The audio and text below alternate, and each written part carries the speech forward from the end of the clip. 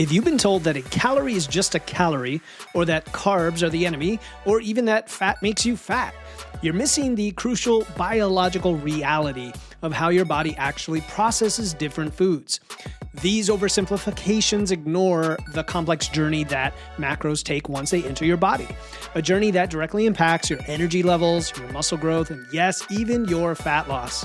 Today, we're breaking down exactly what happens to each macro after you swallow that bite of food. You'll discover why protein requires twice the energy to digest as carbs, why some carbs raise blood sugar faster than others, and how fat metabolism actually works.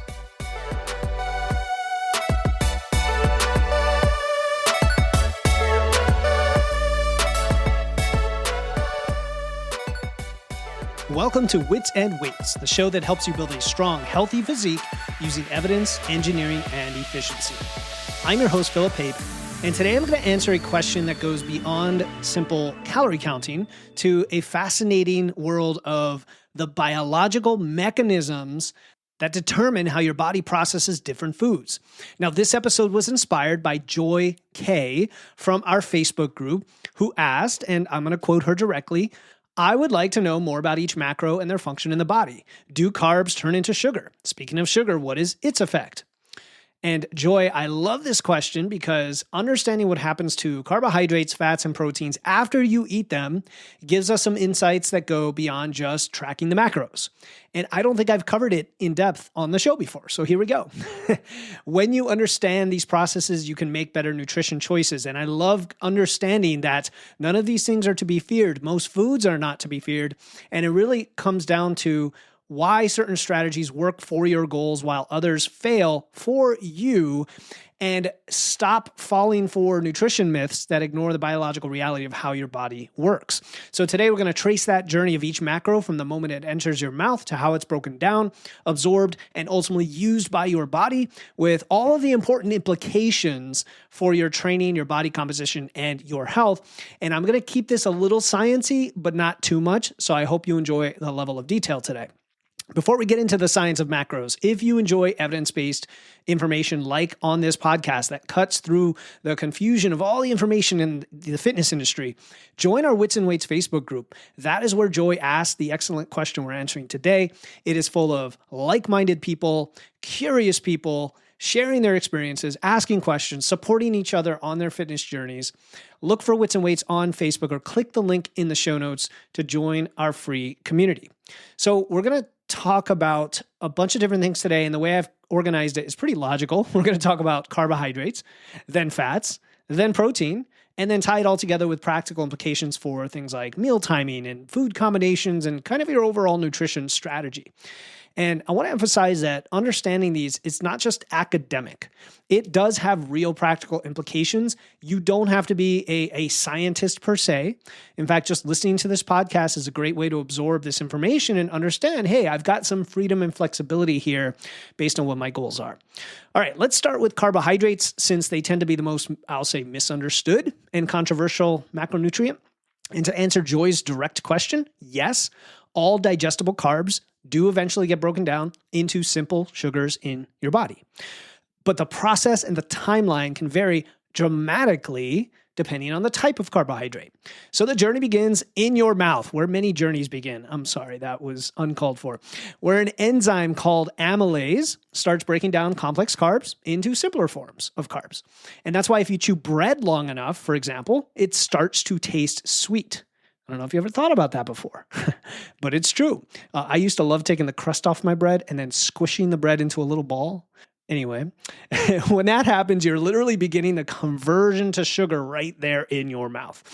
Very little digestion happens in your stomach for carbs. The real action takes place in your small intestine, where more enzymes continue breaking down those complex carbs into their simplest forms: glucose, fructose, and galactose. And these are the simple sugars that your body can actually absorb through the intestinal wall into your bloodstream. Then these simple sugars, bam, hit your bloodstream. And what happens? Your pancreas releases insulin. Insulin is usually portrayed as a fat storage hormone. And that is an oversimplification because it is really a crucial anabolic hormone. Remember, anabolism, anabolic means building up of tissue.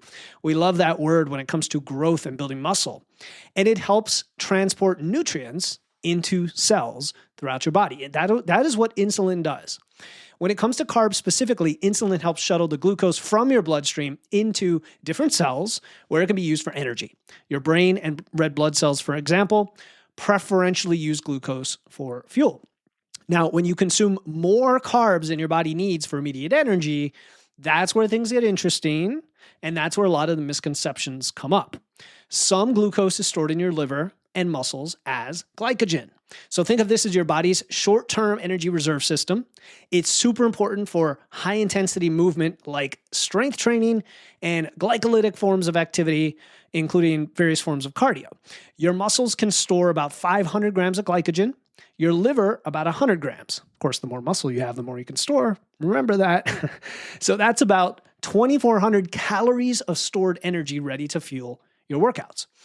The key point here that explains why carb loading before you train or have intense exercise can explain why this is so beneficial and why I talk about it all the time when it comes to your pre-workout meal is that your body can access glycogen stores much more rapidly than it can mobilize fat for energy. And that is why it is ideal for a heavy lifting session or an intense training session. Now, if your glycogen stores are already full, contrary to popular belief, excess carbs don't just automatically get stored as body fat and you blow up and all of a sudden you're just super fat because of carbs. It doesn't work that way. The process of converting carbs to fat, which is called de novo lipogenesis, is very inefficient in humans. Your body actually prefers to burn off the excess carbs by increasing energy expenditure or simply reducing fat oxidation, meaning it burns the carbs and saves the fat. Now, that doesn't, of course, mean that you could eat unlimited carbs without gaining fat. That's energy balance, right? That is where you do get fat from eating carbs, just like you get fat from eating protein or fat as well, because you're eating too much. If you consistently eat more calories than you burn from any source, you will gain weight. Always remember that. It has nothing to do with the carbs. The metabolic pathway from carbs specifically to fat storage is way more complex than most people realize. And by the way, we're not going to dissect that all here today. Now, not all carbs affect your body the same way. Important to understand that.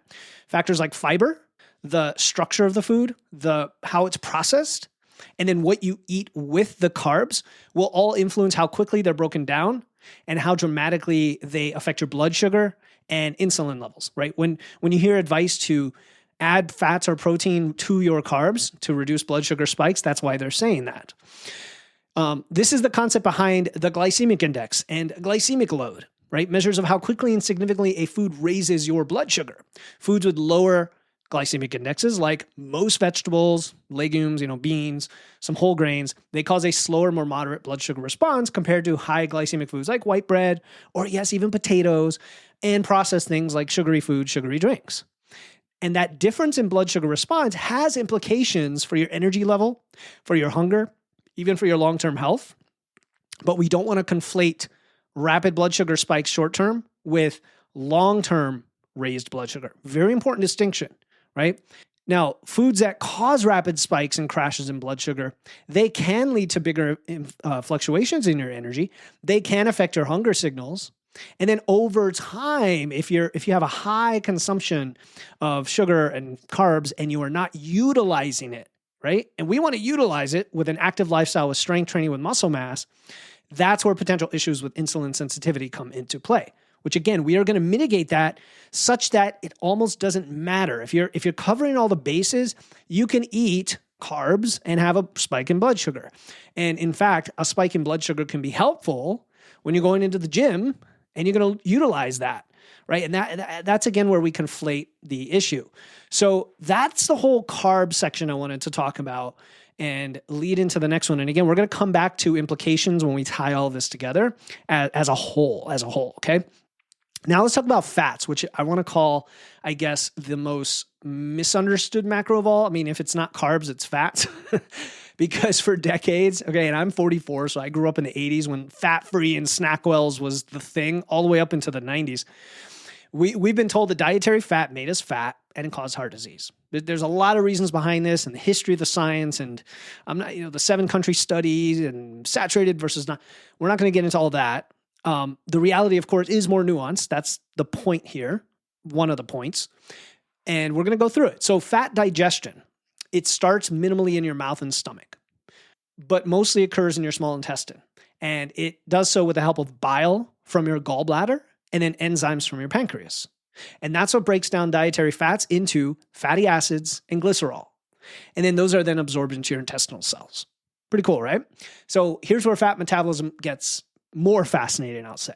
Unlike carbs, which travel directly into your bloodstream, dietary fats are packaged into lipoprotein bundles called chylomicrons, and these travel through your lymphatic system before they get to your bloodstream.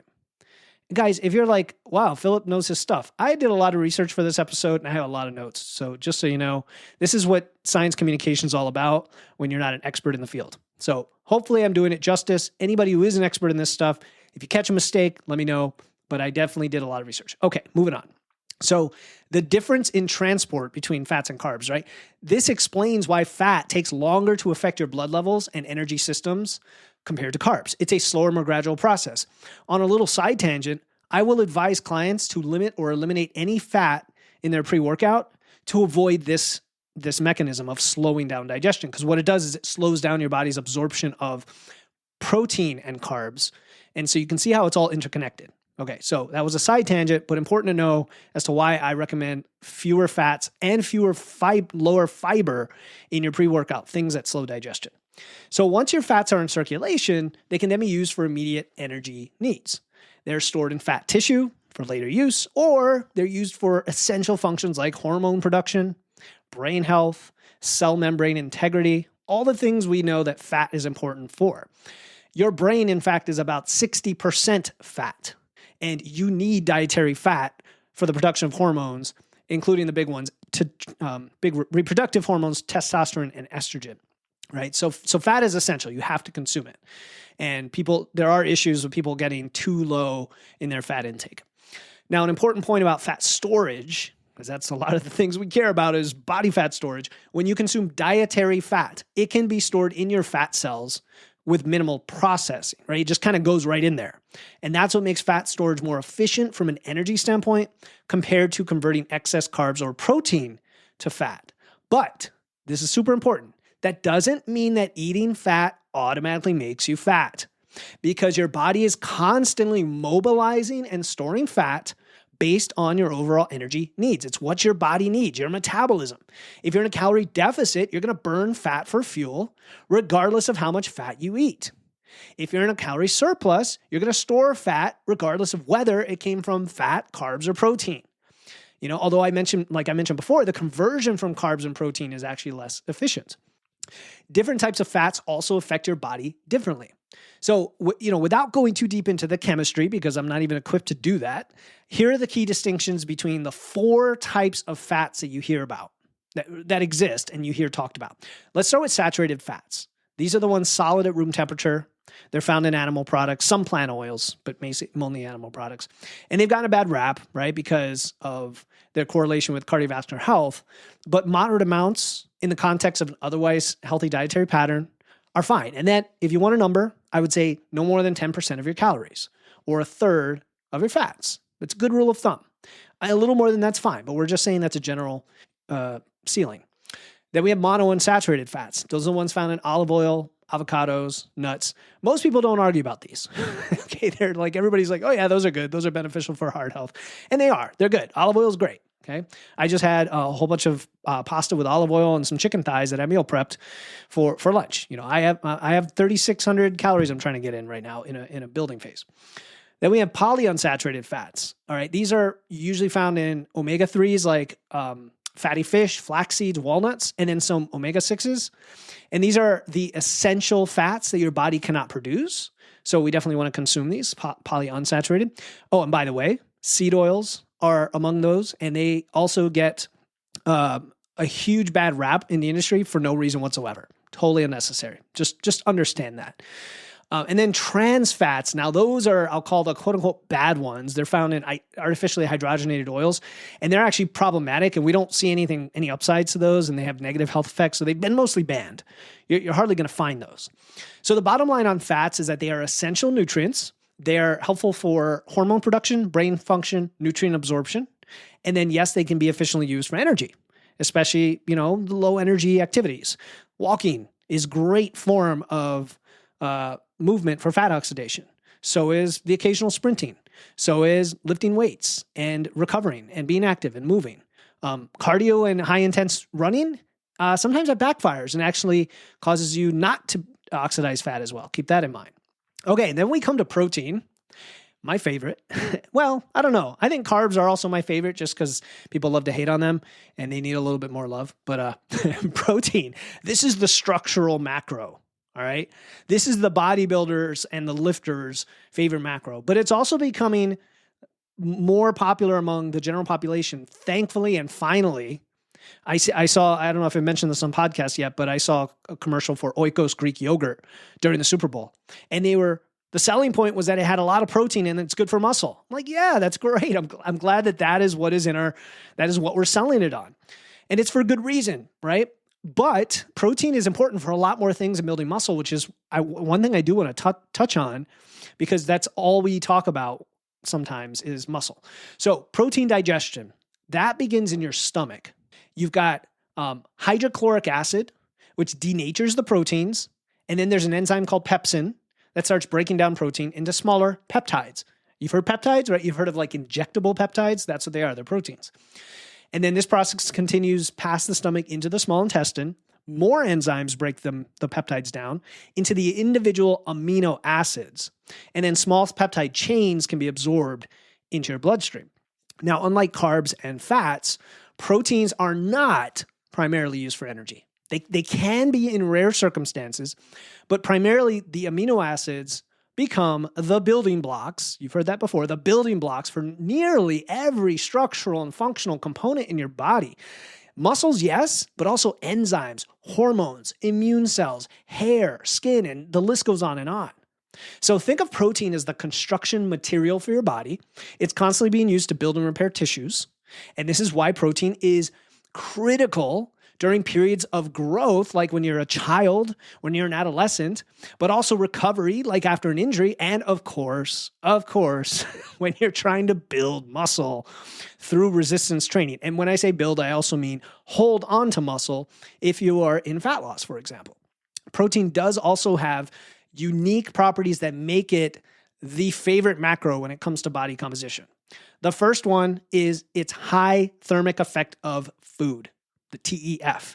This means your body burns more calories digesting protein compared to carbs or fats. Specifically, about 20 to 30% of the calories from protein are used just in digesting and processing the protein. 20 to 30% compared to only 5 to 10% for carbs and 0 to 3% for fats. And so this higher energy cost contributes to why protein helps a lot of people with fat loss when they increase the protein in their diet from, when they double it, for example, which is very, very common. Many people are far under eating protein. When you start working with me and we start tracking, you end up doubling or tripling in some cases. And what that does is it burns more calories just to digest, and you start to lose weight without trying. And yet you feel full. That's key. Second, speaking of full, protein is highly satiating. It does help you feel fuller longer compared to equal calories from carbs or fats. And so this satiety effect is yet another reason higher protein diets are effective for fat loss, right? They help you control your hunger signals and your calorie intake. And then third, adequate protein intake is crucial for preserving lean mass during weight loss. Remember the key here, everyone. And if you've never heard this before, listen right now. We are not trying to lose weight. We are trying to lose fat, body fat, and get leaner, more muscular, fitter. And if you just crash diet or you lose weight, or you're on Ozempic, you just lose weight, or you're not resistance training, you're not eating enough protein, you're going to lose muscle. We don't want to lose muscle. That's the wonderful thing we want to keep on our body and have more of. So protein, you need adequate protein to preserve that lean mass. And so when you're in a calorie deficit and you have sufficient protein, it signals to your body to preserve the muscle tissue. It says, look, I've got the building blocks available, so I'm going to go ahead and use them, right? And then you preferentially burn what? Fat for energy, which is fat is a great storage place for energy. As for the fate of excess protein beyond what your body needs for tissue building and repair, it doesn't directly convert to muscle, right? That'd be great if you could just keep eating unlimited protein, eat 500 grams of protein a day and just become massively jacked. Doesn't work that way. Instead, what happens is excess amino acids can be converted to glucose through a process called gluconeogenesis, or less efficiently stored as fat. But the metabolic cost of this conversion process is really high. And that's another reason why high protein diets tend to be, beneficial for body composition. Is it actually, if you get into this state of conversion, it burns a few more calories. But this doesn't happen a lot. I just want to keep that in mind. There are corner cases where this happens. A final note on protein metabolism. Unlike carbs, which can be stored as glycogen, and fats, which can be stored in adipose tissue, your body does not have a dedicated storage form for amino acids. You either lose them or use them or lose them, right? Through excretion, like going to the bathroom and urine, or they get converted to other compounds. So this is why you might hear the advice to spread protein intake throughout the day for your muscle protein synthesis. It's a slight advantage. Okay, it's not massive like we used to think. It's just a slight advantage because your body can only use so much at once for muscle protein synthesis. But recent studies have shown it's probably a lot more than we think. So don't get too hung up on that is my point. It's a slight advantage. If you want to eat all your protein in 1 or 2 meals, you can still have great results as long as you're hitting all your protein. So now that we understand the journey that each macro takes through our bodies, and I for one am excited by understanding this stuff. Let's talk about what this means for your nutrition strategy in practice. So let's start with meal composition, right? Understanding how different macros are processed helps explain why just balancing your meals tends to work really well for most people. Combining fats, proteins, fiber-rich carbs in a meal, it's going to moderate your blood sugar response. You're going to have a nice amount of energy. You're going to support your muscle maintenance and your muscle growth. It's just a nice way to practice your meal planning and your meal execution. Not trying to have all protein over here and all carbs over here. They just keep things balanced. The one small exception I would say, I mentioned earlier, is your pre-workout. Take fats out of there and take fiber out of there and make it mostly protein and carbs.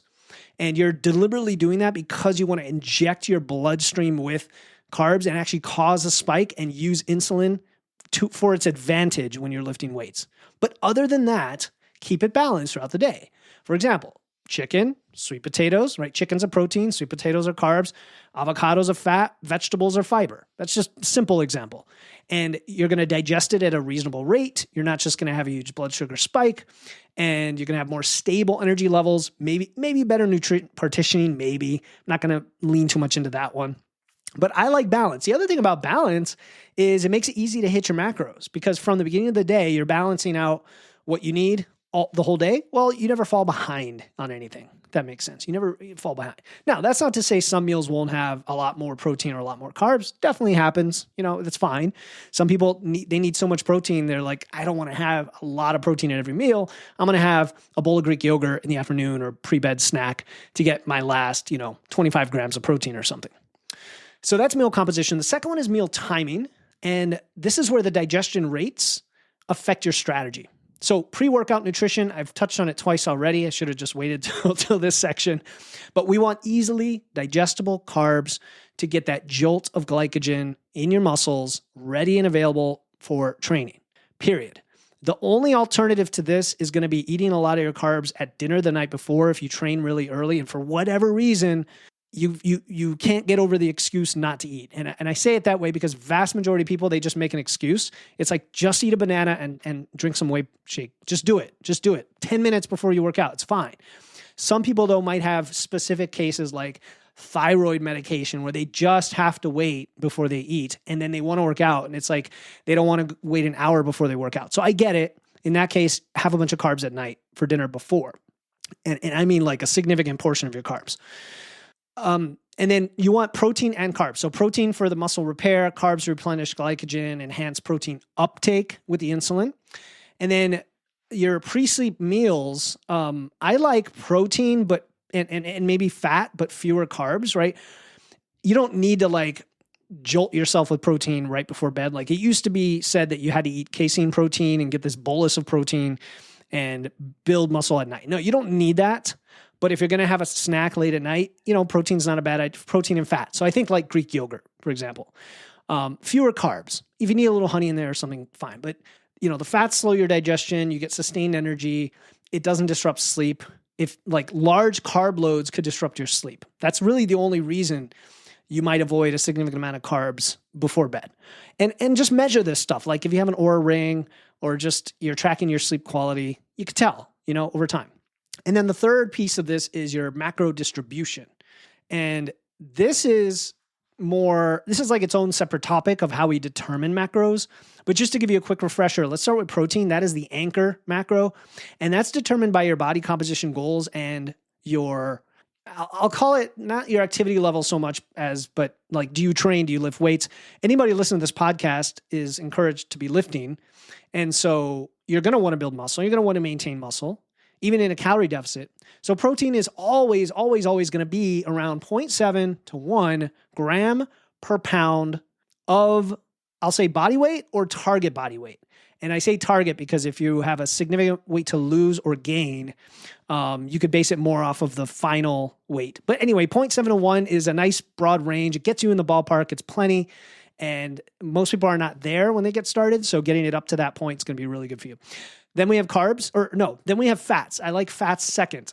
Fats have a minimum threshold. It's probably lower than you think, but I like to be safe. So I usually peg it at 30% of your calories. The challenge is going to be in fat loss if your calories are low. If your calories are low, you might need to be down at 25% or even 20%. Some people even lower than that. And then physique competitors even lower than that. Like they can go really low, which can be dangerous if you don't know what you're doing. So start at 30%. And then if you don't have a lot of calories to play with, it could always go down. If you have more calories to play with, it could go up a little bit, right? Or if you just like to have more fat in your diet, like if you came from the keto world or something. And then guess what? The rest goes into carbs. So the carbs are going to fluctuate based on your phase. If you are at maintenance or in a muscle building phase, you're going to have a ton of carbs, which is great. You need them. You want them. They're great, and they're delicious. And then if you're in a fat loss phase, the carbs are going to come down the most of any of the macros. Protein stays the same. Fats scale as a percentage, but then carbs are what's left. And so if you only have like 1,400 calories to work with, your carbs might be 100 grams or less, which some people are listening thinking, well, that doesn't sound that low. I'm used to that. Well, that's because most of society pushes low carb today and doesn't realize that, people trying to build muscle can thrive really well on 2, 3, 4, 5, 600 grams of carbs, depending on how many calories you need in a muscle building phase. All right. So something that might surprise you about macro metabolism, I always like to have a little like teaser at the end here of something different that you haven't heard, is that your body is adapting its metabolic pathways based on what you are regularly eating, right? There's a name for this. It's called metabolic flexibility. And you got to be careful when you Google that term because you'll hear some kind of crackpot theories about this, and then you'll see the more evidence-based and the term gets thrown around kind of loosey-goosey. But it's basically the ability to switch between your energy systems and your carbs and fats for fuel, right? People with like higher flexibility, metabolic flexibility, can thrive on the various macro distributions because your bodies adapt to whatever fuel source is predominant. And I would say that this is really when you train, when you're consistent with your nutrition, when you walk a lot, when you do some occasional sprinting, you play and you do things like that, your body is just fitter and better at utilizing the fuel you give it. That's the way I like to explain this, just at a high level, right? And you personally might thrive better on a slightly lower carb diet, right? You're probably not going to thrive on very low. I will tell you that. If you're trying to build muscle, it's almost assured you are not going to be that successful, I'm sorry, on a very low carb diet. You're just not, okay? And it's not about metabolism or genetics. It's really how your metabolism has adapted over time. So if you come from the low carb world and you're listening to this podcast and you're like, well, interesting, I can eat a lot more carbs, just understand there'll be a little bit of an adaptation phase, right? And then your body will become more efficient at using whatever energy substrate that you consistently provide it. Then once you understand that, now you have the freedom to customize your whole diet, eat whatever foods you want within those guidelines of your macro, your micro, your calorie needs. And now you can have that adapt to your preferences, your lifestyle, how you like to go out to eat, your travel, specific goals. Am I going after muscle or am I going after fat loss? Rather than following a quote unquote diet, a one size fits all thing, carnivore, keto, whatever it is, whatever extreme diet, and they are extreme, people, accept it. They're extreme. They're telling you to cut out a whole bunch of foods for no reason. They claim certain reasons that are not supported by science, but you don't need to do that. If you personally don't like a food or don't thrive on a food or have an allergy or an intolerance, well, then that makes total sense to avoid those foods. But don't just fall for the one size fits all recommendations. All right. And that is the power of understanding macrometabolism.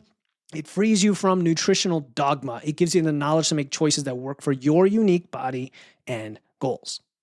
So let's just do a quick recap since this was a decently long episode. Carbs are broken down into simple sugars used for immediate energy or stored as glycogen for later use.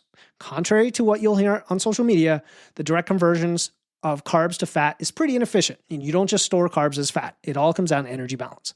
Fats are digested more slowly. They're transported differently, and they serve functions beyond energy, including hormones and brain health.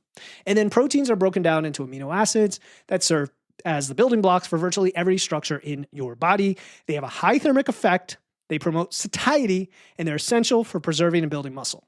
So hopefully you understand all this a lot better than when you push play on the episode, and you understand why a balanced approach to nutrition works best for most people, why meal composition matters, not just total calories, but the composition and the macros, and then how your body adapts to different dietary patterns and even meal timing and things like that over time. And the most important takeaway, again, it's not about finding the perfect macro ratio or the perfect diet.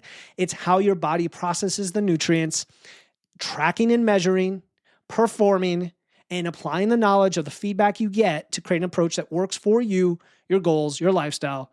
That is exactly what I help people with all the time, that I'm excited to help them with, and why so many people get amazing results when they work with me in our coaching program. And that wasn't even a sales pitch for my coaching program. That was just stating a fact. What I'm going to promote here is just something free, our Facebook group. If you found value in today's super deep exploration of macrometabolism, just join our Facebook group. That is where Joy asks the question. It is a supportive community. You can ask your own questions, share your experiences, connect with people. Listen, one of the most successful aspects of getting a result is having accountability. All right. And of course, one of the best ways to get accountability is one-on-one coaching. The next best would be group coaching. And the next best would be a free community. So start with our Wits and Weights Facebook group and see what it's all about. Click the link in the show notes and I'll see you there. Until next time, keep using your wits, lifting those weights, and remember, understanding how your body works is the first step to making it work better for you. I'll talk to you next time here on the Wits and Weights podcast.